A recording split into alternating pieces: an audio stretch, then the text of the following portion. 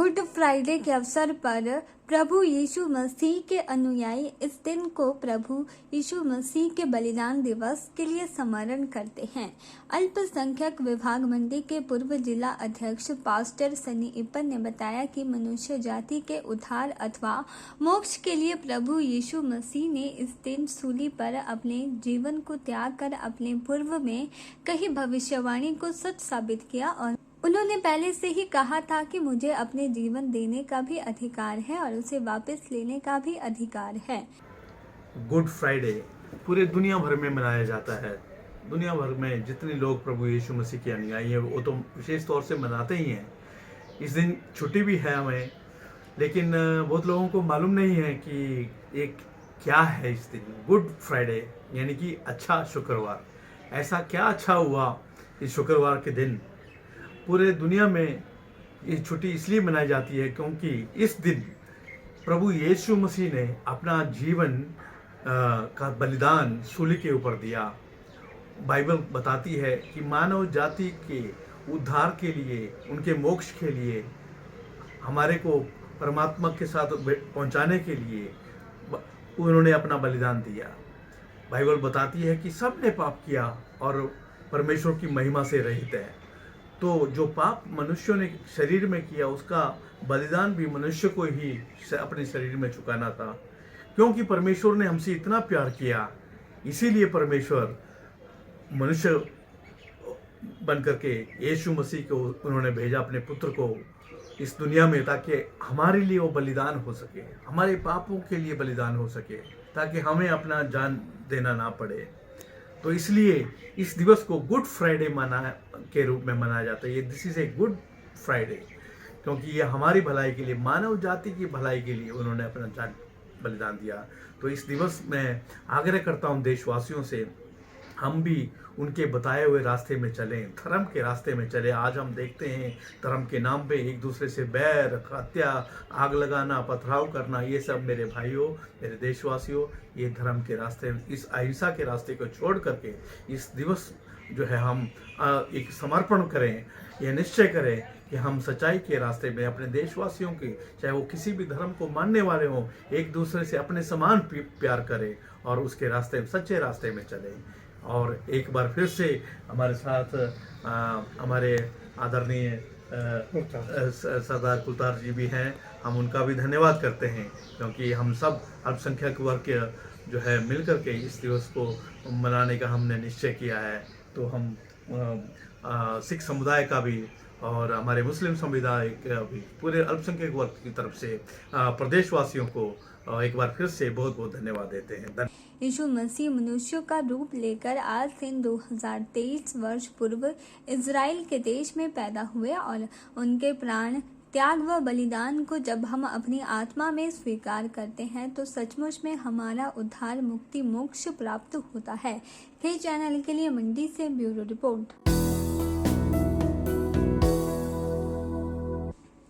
अंतर्राष्ट्रीय cricket stadium धर्मशाला में 17 और 19 मई को खेले जाने वाले IPL मैचों के आयोजन को लेकर हिमाचल प्रदेश क्रिकेट एसोसिएशन द्वारा सभी तैयारियों को पूरा कर लिया गया है। शुक्रवार को HPCA के सचिव अवनीश परमार ने पत्रकार वार्ता के दौरान बताया कि 15 मई को पंजाब किंग्स व दिल्ली डेविलियर टीमें धर्मशाला पहुंचेंगी और 18 मई को राजस्थान रॉयल्स क्रिकेट टीम धर्मशाला पहुंचेगी। उन्होंने कहा कि 17 मई को पंजाब किंग्स व दिल्ली डेविलियर और 19 मई को पंजाब किंग्स टीम का मुकाबला राजस्थान रॉयल्स क्रिकेट टीम के साथ होगा। उन्होंने कहा कि टीमों के ठहरने की व्यवस्था होटलों में रहेगी और कांगड़ा एयरपोर्ट से टीमों को विशेष वाहनों द्वारा धर्मशाला लाया जाएगा। उन्होंने कहा कि मैचों को देखने के लिए दलाई लामा, प्रदेश के मुख्यमंत्री व राज्यपाल को भी निमंत्रण दिया जाएगा। साथ ही उन्होंने कहा कि करीब 10 साल बाद धर्मशाला में हो रहे IPL मैचों से पर्यटन कारोबार को भी बढ़ावा मिलेगा।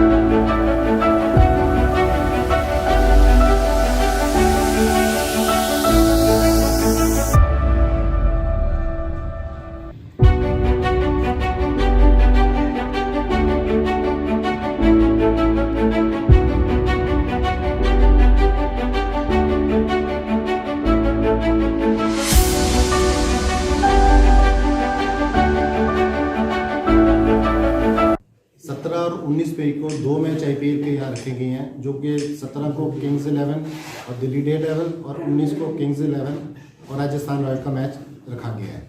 इसके लिए स्टेडियम पूरा का पूरा रेनोवेट किया गया है, जो कि 30 अप्रैल तक तैयार हो जाएगा।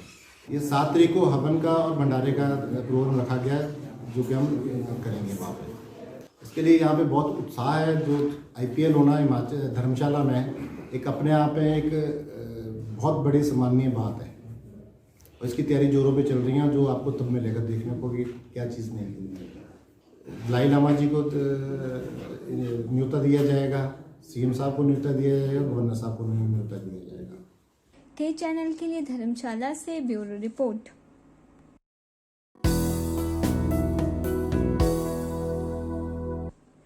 शिमला नगर निगम चुनाव का बिगुल बज चुका है और सभी राजनीतिक दल तैयारियों में जुट गए हैं। नगर निगम चुनाव के लिए 2 मई को मतदान होना है और 13 अप्रैल से आवेदन प्रक्रिया शुरू हो जाएगी। वहीं सभी दलों ने उम्मीदवारों की तलाश भी शुरू कर दी है। कांग्रेस ने उम्मीदवारों के आवेदन मांगे हैं और 8 अप्रैल तक का समय आवेदन के लिए दिया है। वहीं भाजपा वार्ड प्रवासी प्रभारी तैनात कर पैनल बनाने में जुटे हैं। इसके अलावा कांग्रेस बीजेपी के नेताओं की फौज चुनाव में उतार दी है। कांग्रेस ने सभी कमेटियों की घोषणा कर दी है। वहीं चुनाव को लेकर एक दूसरे पर फर्जी वोटर बनाने के आरोप लगा रहे हैं। भारतीय जनता पार्टी लगातार बैठकों के क्रम में जा चुकी है। आपने देखा होगा कि भारतीय जनता पार्टी ने पहले चुनाव प्रभारी के रूप में पूर्व मंत्री एवं विधायक सुखराम चौधरी जी को नियुक्त किया। उनके साथ एक सशक्त टीम बनाई गई और अब चुनावों की तैयारियां दल बल के साथ चल रही है। हमने सभी 34 वार्डों में अपने प्रवासी प्रभारी जो कि विधायक लड़े चुनाव लड़े लोग हैं, उनका जो है हमने जो है उसकी घोषणा करी, जिसमें पूर्व मंत्री विधायक भी उसके अंदर शामिल किए गए। उसके बाद सह प्रभारियों की घोषणा हुई। सह प्रभारियों की घोषणा में हमने उनका चयन किया जो प्रदेश के पदाधिकारी है और प्रभावशाली व्यक्ति है। और उसके बाद एक वार्ड प्रभारी की नियुक्ति हुई, जिसमें स्थानीय नेता को जो है वो वार्ड प्रभारी बनाया गया कि जो बाहर से लोग आएंगे उनको किस प्रकार से जो है वार्ड में काम करना है, उनका सहयोग करेंगे। कल भारतीय जनता पार्टी के प्रदेश अध्यक्ष जी ने बैठक ली है।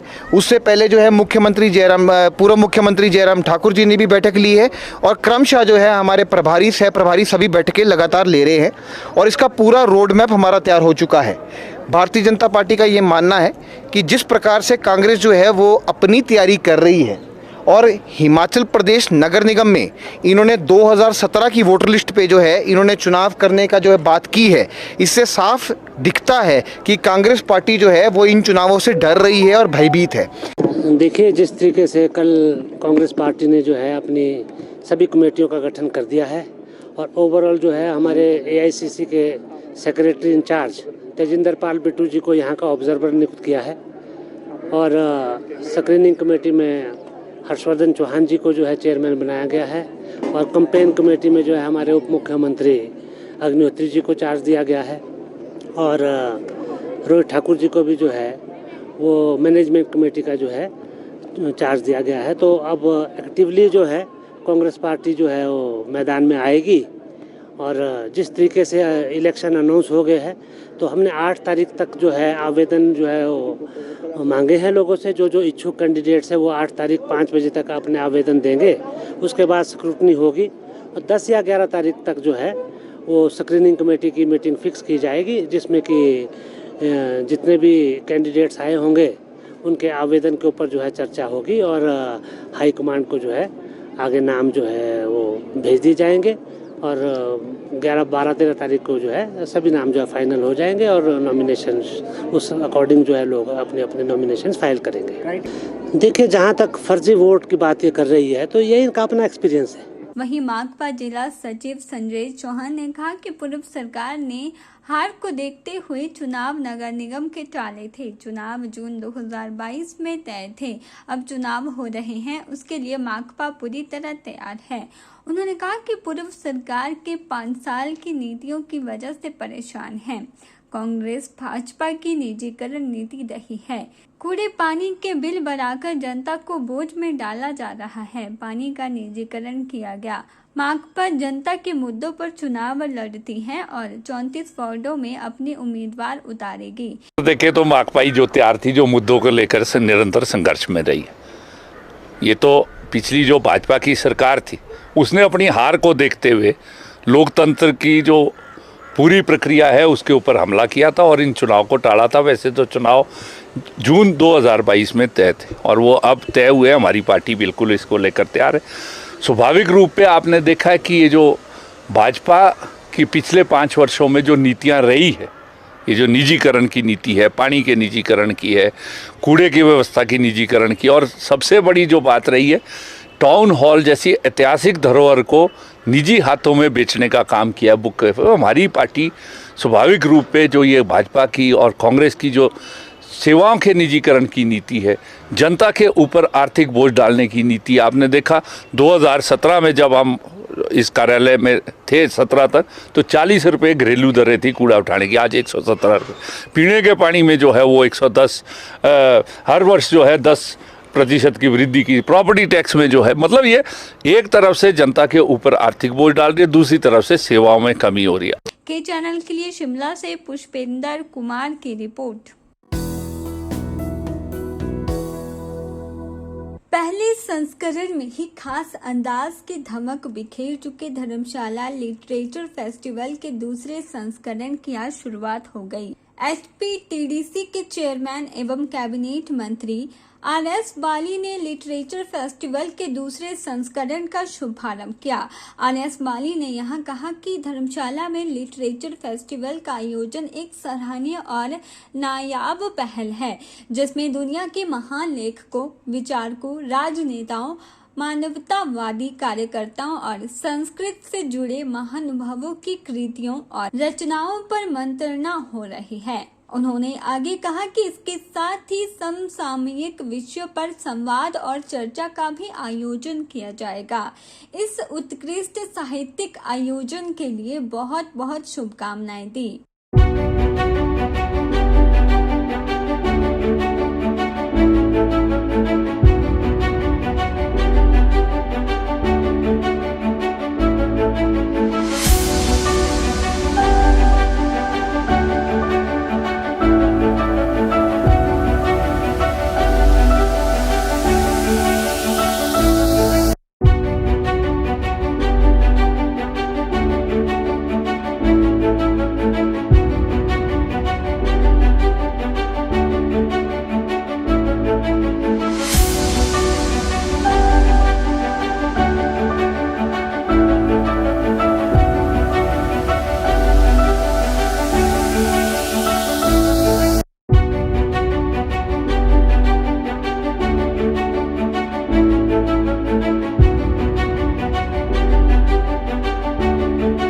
उधर पूर्व सांसद विप्लव ठाकुर ने कहा कि यह 2 दिवसीय आयोजन धर्मशाला में डिग्री कॉलेज ऑडिटोरियम में हो रहा है और फेस्टिवल में साहित्य कला क्षेत्र के दिग्गजों के साथ नवोदित और प्रतिभाशाली लेखक, कलाकार, कवि शामिल हो रहे हैं।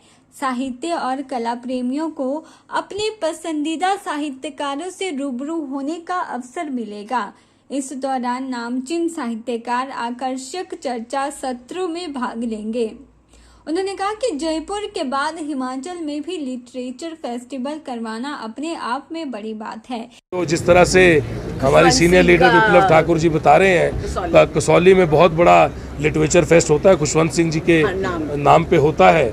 पर जो हिंदुस्तान का बहुत बड़ा फेस्ट है, जिसको देश का सबसे बड़ा फेस्ट बोले, वो जयपुर लिटरेचर फेस्ट होता है, जिसके अंदर वो दुनिया का सबसे बड़े फेस्ट में से एक है। तो बहुत बड़ी बात है। हिमाचल को उसी तरह पे आगे बढ़ना चाहिए। सबसे खूबसूरत जगह है, खूबसूरत सोच है, खूबसूरत लोग हैं, लिखने का वातावरण है, सोचने का वातावरण है। मुझे लगता है इसको आगे बढ़ाना चाहिए।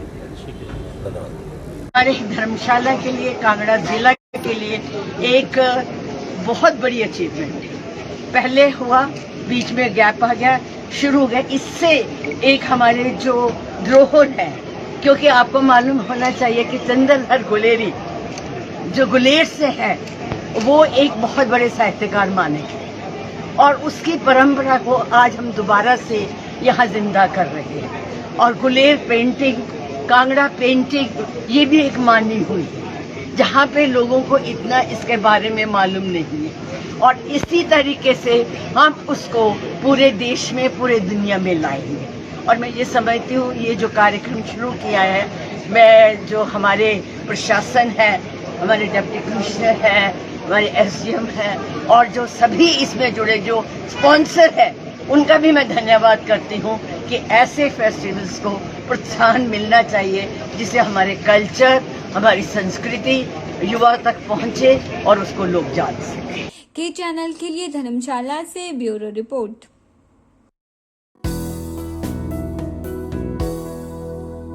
हिमाचल प्रदेश विधानसभा में बजट सत्र के अंतिम दिन नियम 63 के तहत भांग की खेती को लीगल करने को लेकर चर्चा लाई गई। द्रंग से भाजपा विधायक पूर्णचंद ने सदन में इसकी चर्चा लाई। विधानसभा सदस्यों ने भांग के औषधीय गुणों का हवाला देते हुए इसे लीगल करने की मांग उठाई है, जिसके बाद सरकार ने इसके लिए 5 सदस्यीय कमेटी का गठन करने का निर्णय लिया है। मुख्यमंत्री सुखविंदर सिंह सुक्खू ने कहा कि भांग की खेती, पत्तियों व बीज को लीगल करने को लेकर सोचा जा सकता है। उन्होंने बताया कि भांग के कई औषधीय लाभ हैं, जिसको लेकर दोनों पक्षों के बीच 5 सदस्यों की कमेटी 1 माह में इसको लेकर रिपोर्ट देगी। उसके बाद इस पर विचार किया जाएगा। मुख्यमंत्री ने बताया कि उत्तराखंड में भांग की खेती लीगल है। एनडीपीसी एक्ट में भी भांग की खेती पर राज्यों को लीगल करने का अधिकार दिया गया है। भांग की खेती से प्रदेश की आर्थिक स्थिति को सुदृढ़ करने में मदद मिल सकती है।